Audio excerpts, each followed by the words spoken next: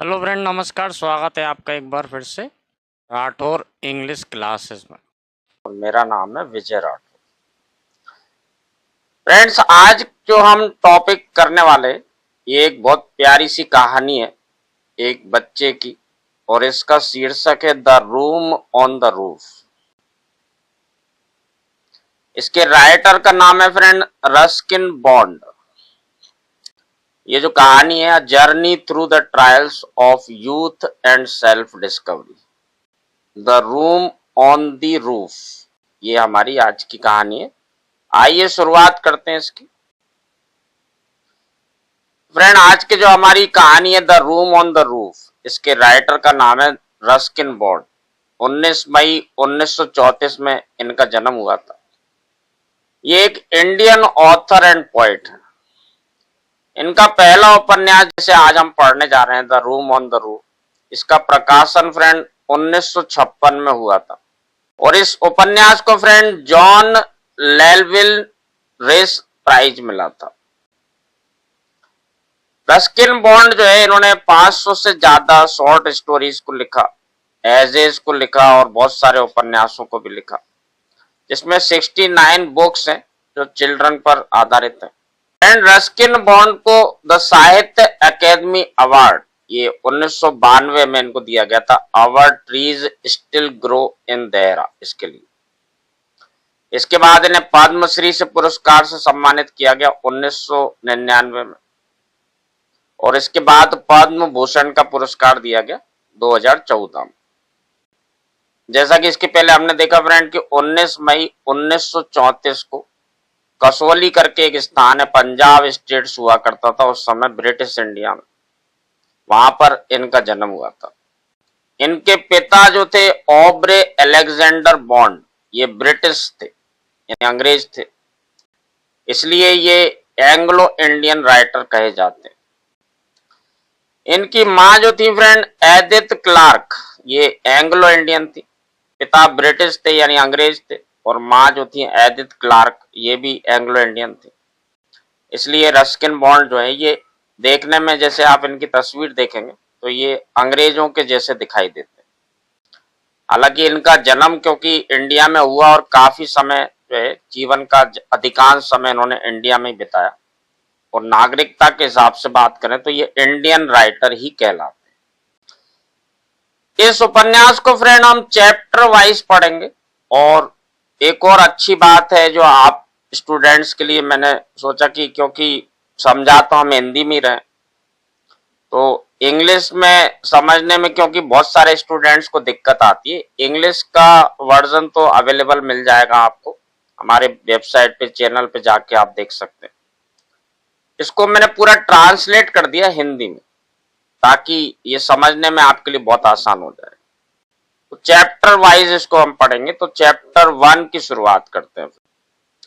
तो चैप्टर 1 की शुरुआत होती है friend the room on the roof, है ना। इसकी सुखद शुरुआत होती है, और हमारी मुलाकात एक ऐसे लड़के से होती है जिसे देहरादून की ओर जाने वाली एक घुमावदार सड़क पर बसंत की बारिश में मिली ताजगी में सुकून मिलता है।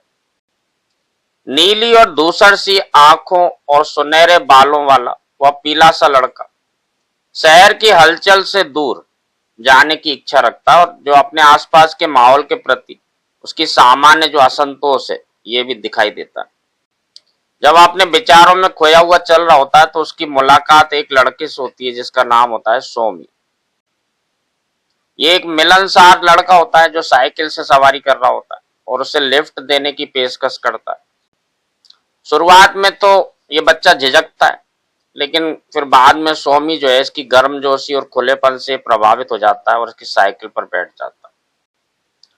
उनकी बातचीत से पता चलता है कि वो लड़का, जो हैरानी की बात है कि देहरादून और दिल्ली के बाहर कभी नहीं गया, लेकिन उसके बावजूद भी वो शहर के जीवन को ज्यादा पसंद नहीं करता। अब कहानी में एक मोड़ आता है कि उनकी मुलाकात होती है रणवीर से, जो एक आत्मविश्वासी पहलवान है। और इसके बाद फिर एक और बच्चे से मुलाकात होती है, सूरी से, जो एक पीला सा और चालाक लड़का है, गपशप फैलाने के लिए जाना जाता है। अब जैसे ये तीनों लड़के साइकिल पर सवार होते हैं, उनके बीच भाईचारे की एक लहर उठने लगती है। स्वामी की हंसी और बेफिक्र अंदाज एक मजेदार माहौल बना देता है। हालांकि इससे उस लड़के की दबी हुई बेचैनी और दूसरों के बीच बढ़ते तालमेल को लेकर जलन भी झलकती है। बारिश से भीगे परिदृश्य के बीच हंसी मजाक से भरी यह सवारी जो रहती है, अंततः उस लड़के को, जिसका परिचय रस्टी के रूप में दिया जाता है, ये चुनाव के एक महत्वपूर्ण मोड़ पर ले जाता है। जब स्वामी उसे साथ में खाना खाने के लिए आमंत्रित करता है तो रस्टी जो है संकोच और जो घर की उम्मीदों के बोझ है इसके कारण वो हिचकिचाता है। फिर वो विदा लेकर आगे बढ़ता है और उसे अकेलेपन का एहसास होता है। अब बारिश रुकने के बाद भी रस्टी के मन में जुड़ाव की एक गहरी चाह बनी रहती, जो अलगाव और युवावस्था की मीठी टीस जैसे विषयों को उजागर करती। ये जो अध्याय है फ्रेंड, पहला चैप्टर जो है ये जीवंत है लेकिन एकाकित परिदृश्यों के बीच रस्टी की जो आत्म खोज है इसकी यात्रा की भूमिका को तैयार करता है। आइए फ्रेंड आप देखते हैं chapter number 2। Friend second chapter में हमारी मुलाकात होती है एक 16 वर्षीय बच्चे से जिसका नाम है रस्टी, और जॉन हैरिसन इसके संरक्षक है, यानी जो इनको इसकी देखभाल करने का काम करता है। जॉन हैरिसन जो है ये एक सख्त और अलग थलग से रहने वाले व्यक्ति हैं, जो एक अभिभावक की बजाय एक जेल के वार्डन के जैसा इनका व्यवहार है। इस चैप्टर की शुरुआत मिशनरी की पत्नी से होती है, जो अपने ऊपर बैठी एक कोमल तितली को देखकर खुद को सम्मानित महसूस करती है।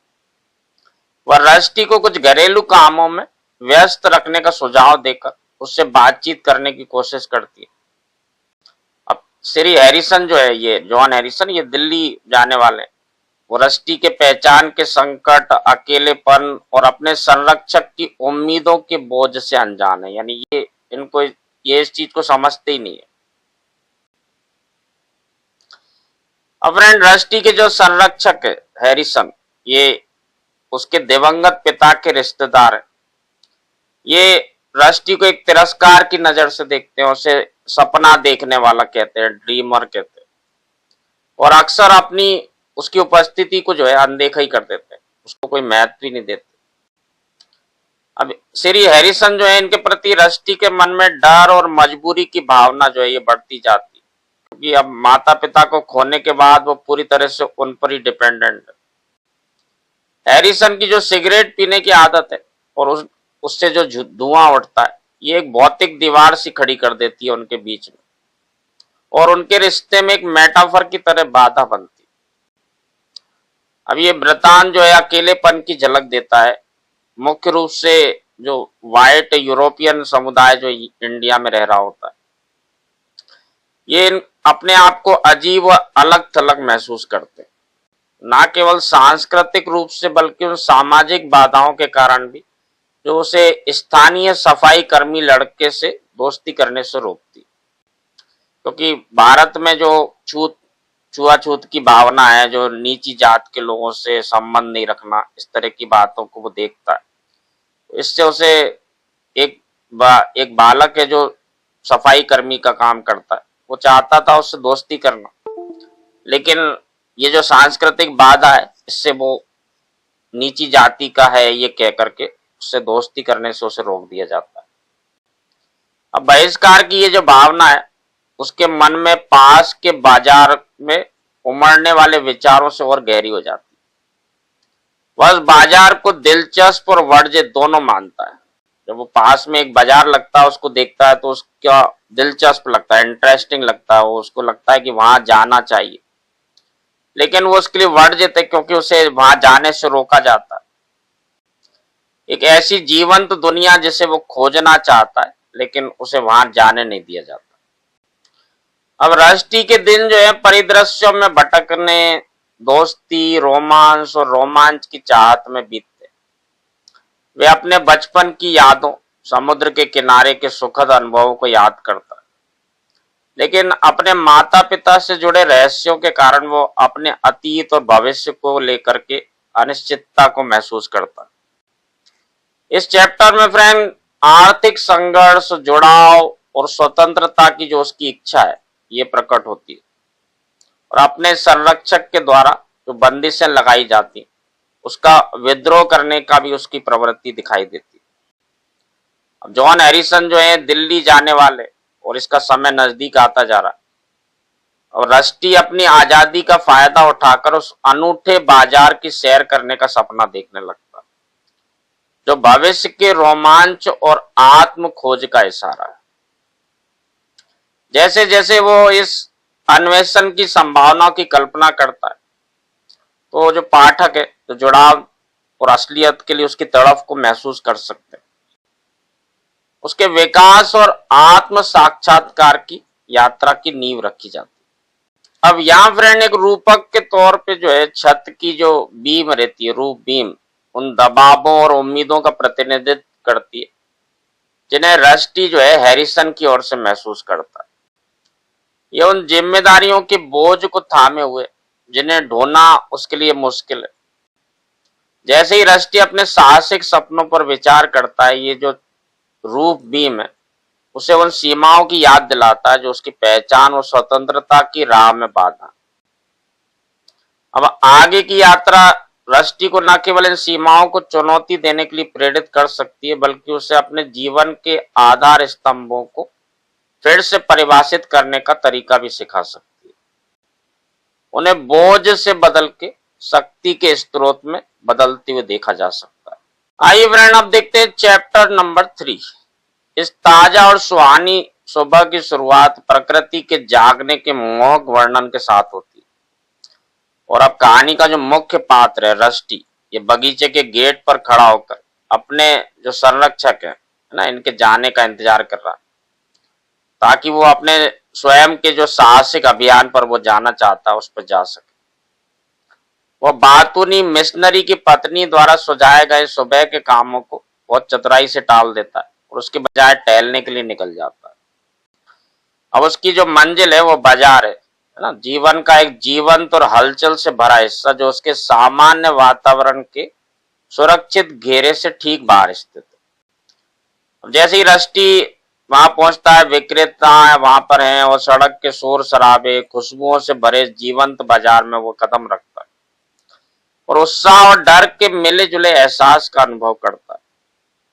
ये बाजार जो है स्वतंत्रता, जीवन और स्वयं भारत का प्रतिनिधित्व करता है, लेकिन उसके लिए ये वर्जित है, उसे यहाँ जाना मना है, जो उसकी इस बगावत के रोमांच को और ज्यादा बढ़ा देता है। हालांकि भिखारियों और गरीब लोगों के दृश्य उसके भीतर जो एक अलगाव की भावना पैदा करते हैं। वह उनके दुख के साथ सहानुभूति रखने में भी संघर्ष महसूस करता है। अब फ्रेंड इस बाजार का जो अफरा तफरी से भरा जो माहौल है, इसमें रस्टी की अचानक से एक लड़के से मुलाकात होती है, सोमी नाम। ये साइकिल पर सवार एक स्थानीय लड़का होता है। शुरुआत में ये मुलाकात जो है ये रस्टी को चिढ़ा देती है, जो इस घटना के बाद अपनी हालत और गंदगी देखकर हैरान रह जाता है। हालांकि सोमी जो है ये एक हंसमुख स्वभाव का बच्चा है और उसकी जो मित्रतापूर्ण हंसी है ये रस्टी की नाराजगी को पिघलाने में मदद करती है।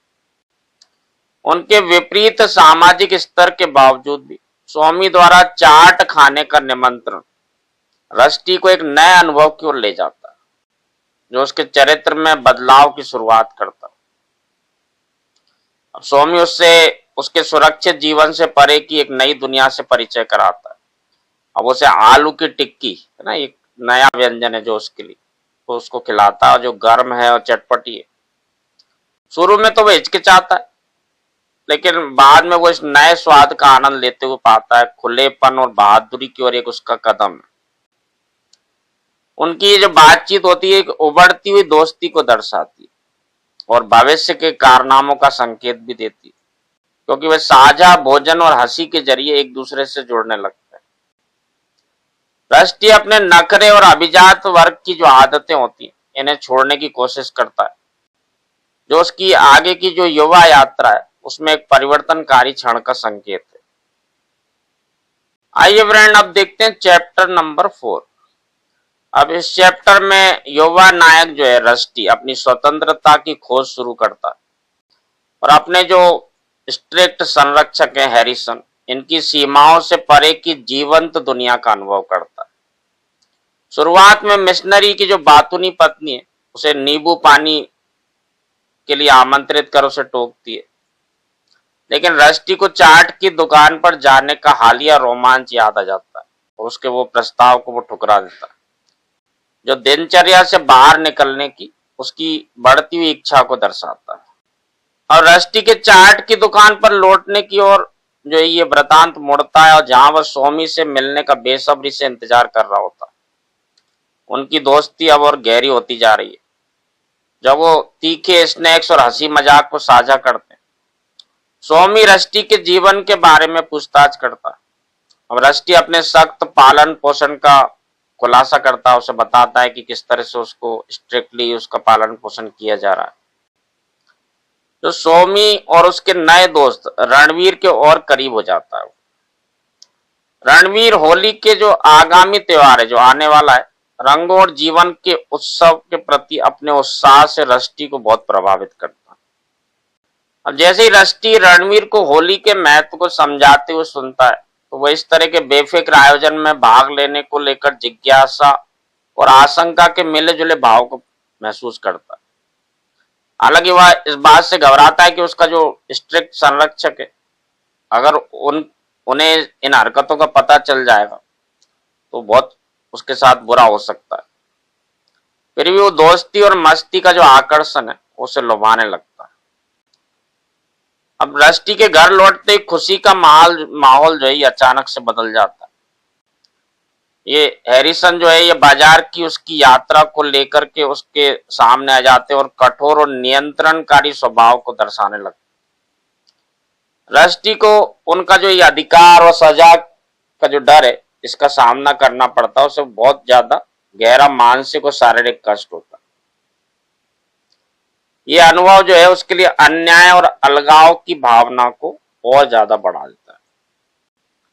इसके बाद रस्टी अकेलेपन में और ज्यादा डूबने लगता है। अपने इन कठिन अनुभवों के साथ साथ सोमी और रणवीर के साथ बनी हुई नई दोस्ती पर वो सोचने लगता है, विचार करने लगता है। अब ये जो चैप्टर है फ्रेंड, इसमें बाहर की दोस्ती, उत्सव की जीवंत दुनिया और उसके जो घर का माहौल है, दमनकारी माहौल है, इनके बीच में स्पष्ट रूप से अंतर दिखाई देता है। विद्रोह, स्वतंत्रता की लालसा और बचपन की जो मासूमियत है, इनके बीच का संघर्ष इस चैप्टर में बहुत स्पष्ट रूप से दिखाई देता है और इस चैप्टर में का ये मुख्य विषय है। रस्टी की जो आगे की यात्रा है इसके लिए यहाँ पर भूमिका तैयार हो रही है। आइए फ्रेंड अब देखते हैं चैप्टर नंबर 5। अब इस चैप्टर में होली के त्योहार के दौरान कर्तव्य की भावना और स्वतंत्रता, खुशी की चाहत के बीच हम रस्टी के संघर्ष को देखते हैं।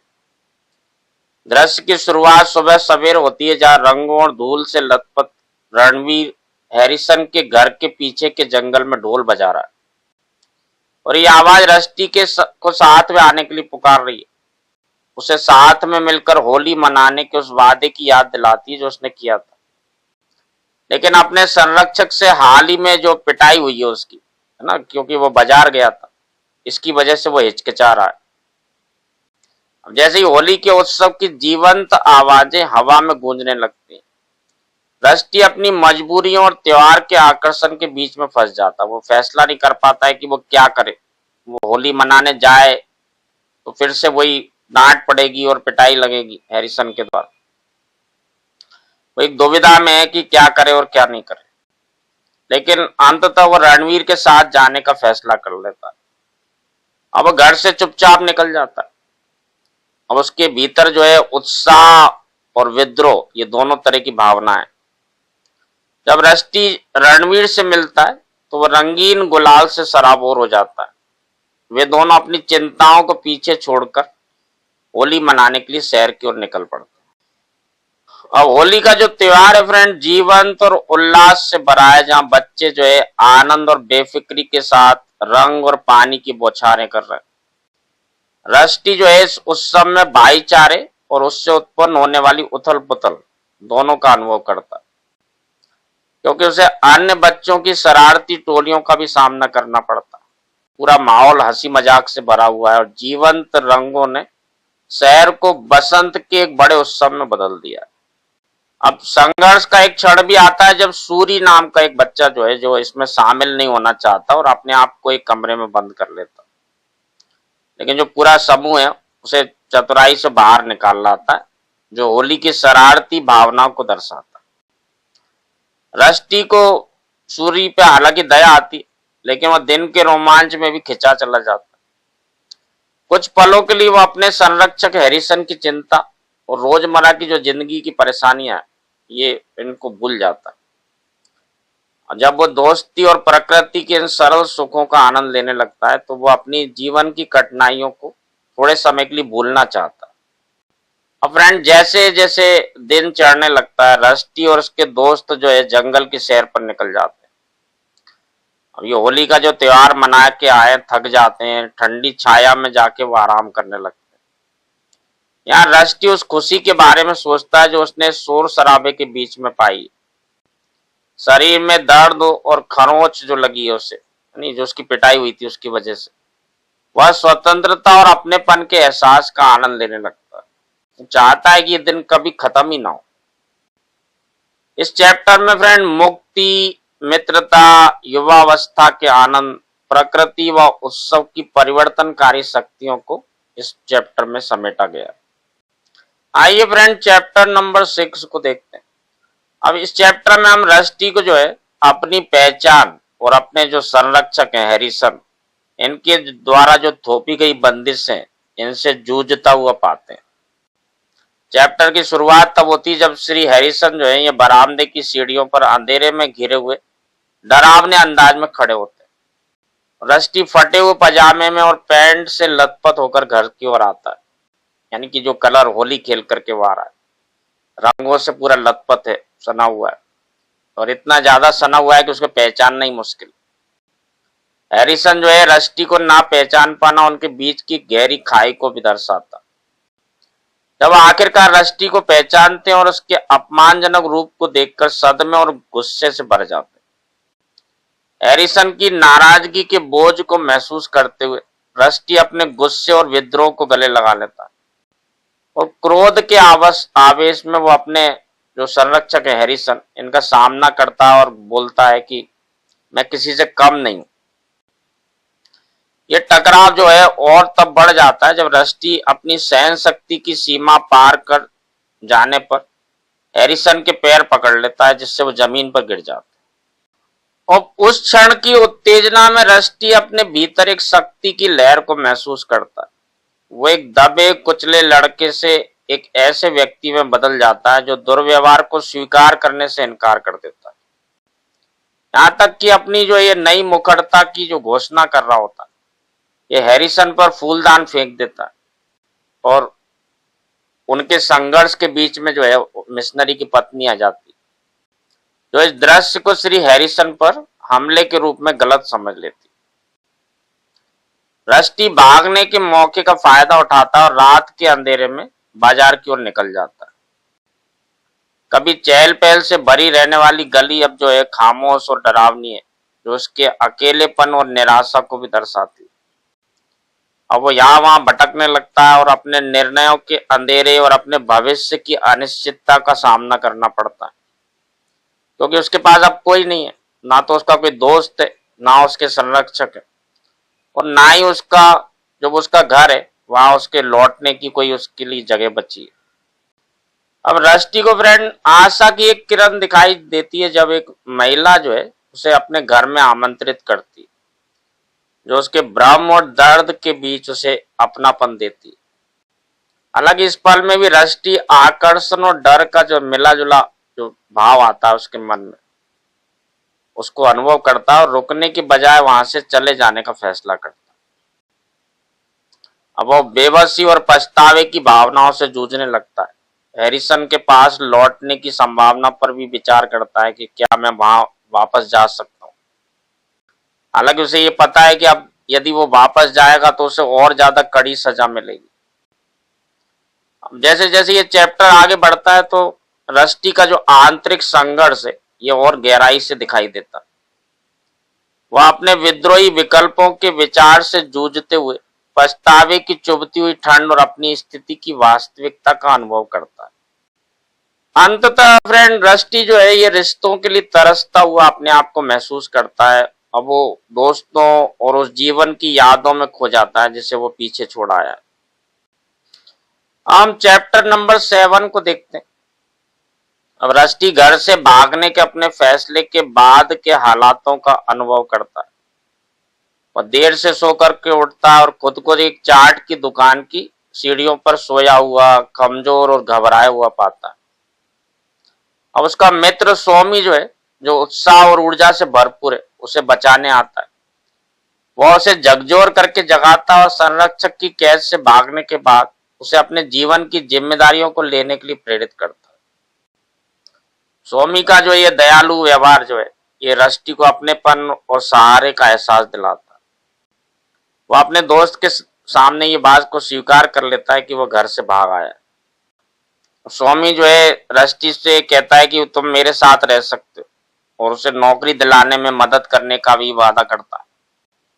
स्वामी के घर तक उनकी साइकिल की सवारी हंसी और जीवंत बातचीत से भरी होती है, जो एक पनपती दोस्ती को दर्शाती है। रस्टी को आत्मविश्वास इससे मिलता है। रास्ते में स्वामी के एक परिचित किशन नाम के एक अमीर लड़के के बारे में वो बात करते हैं, जो उनके समुदाय की सामाजिक स्थिति को भी दर्शाता है। अब जब ये लोग स्वामी के घर पहुंचते हैं तो बोगनविलिया के फूलों से सजा हुआ एक साधारण सा फ्लैट है वो। रस्टी का एक ऐसे माहौल में स्वागत किया जाता है जो स्वामी के मध्यम वर्गीय पृष्ठभूमि की संवेदनशीलता को दर्शाता है। स्वामी की उदारता तब झलकती है जब वो रस्टी को अपने कपड़े पहनने के लिए देता है, जिससे एक मजेदार पल पैदा होता है, क्योंकि रस्टी को एहसास होता है कि वे कपड़े उसके लिए थोड़े से छोटे हैं।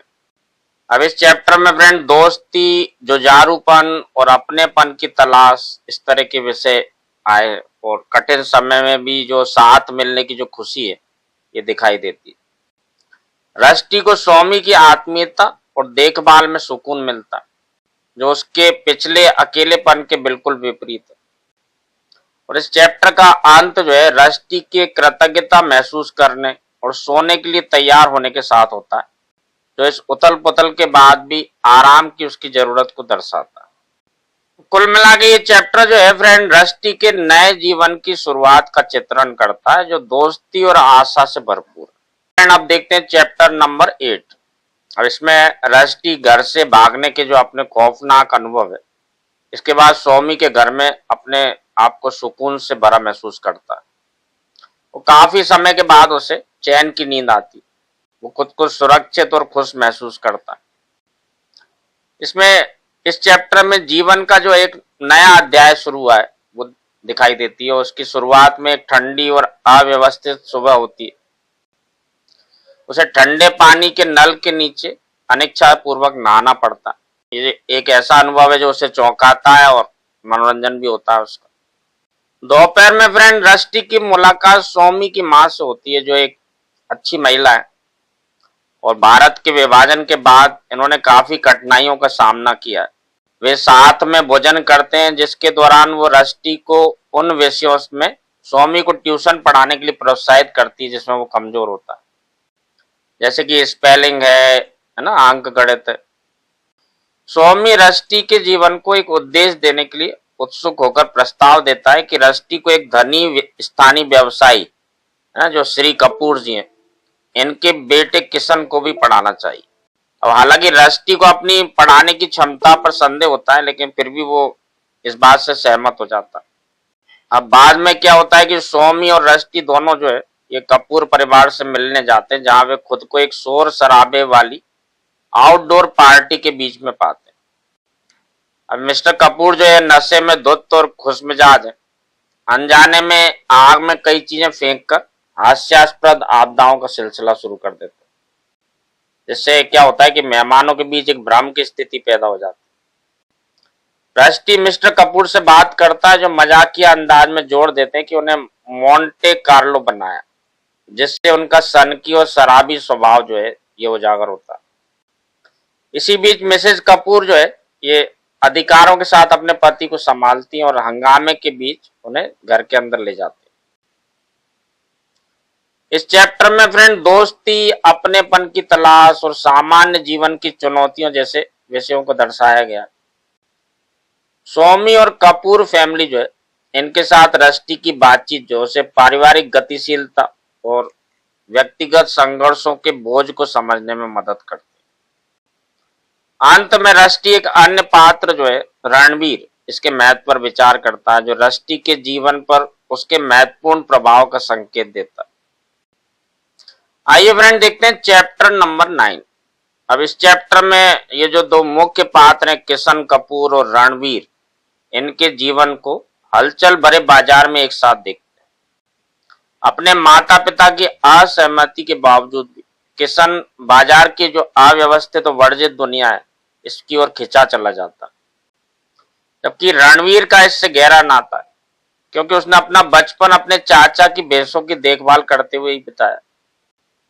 जानवरों के प्रति किशन का तिरस्कार जो है और परंपराओं के प्रति सम्मान की कमी ये सामने आती है जब वो शरारत बस महारानी नाम की एक गाय की पूंछ में टीन का डब्बा बांध देता है और इससे जो है एक हास्यास्पद टकराव हो जाता है। किशन और रणवीर अक्सर एक साथ समय बिताते हैं, स्थानीय दुकानों से चाट का आनंद लेने के लिए अपनी चतुराई और कभी कभी छोटी मोटी चोरी पर भी निर्भर रहते हैं। जहां किशन बिगड़ा हुआ और विद्रोही है, वहीं रणवीर जो है एक मजबूत और सौम्य व्यक्ति, जो एक ऐसी सादगी को दर्शाता है जो उसे दूसरों, विशेषकर छोटे बच्चों का प्रिय बना देती। एक मंदिर की नर्तकी है, इससे जुड़ा एक संक्षिप्त साहसिक कार्य तनाव पैदा करता है। ये चैप्टर फ्रेंड रस्टी के लिए भी एक महत्वपूर्ण मोड़ को दिखाता है, जो इस जीवन दुनिया की ओर खिंचा चला जा रहा है। चाट की एक दुकान पर एक मजेदार मुलाकात के बाद रस्टी को किशन की अक्खड़पन के बावजूद भी रणवीर और किशन के साथ अपना भाईचारा सा महसूस होता है। परिस्थितियां तब बदल जाती हैं जब किशन रस्टी से उसे अंग्रेजी पढ़ाने की इच्छा व्यक्त करता है, जो इस दोस्ती से पनपने वाले शिक्षक और छात्र की संबंध की नींव को रखता है।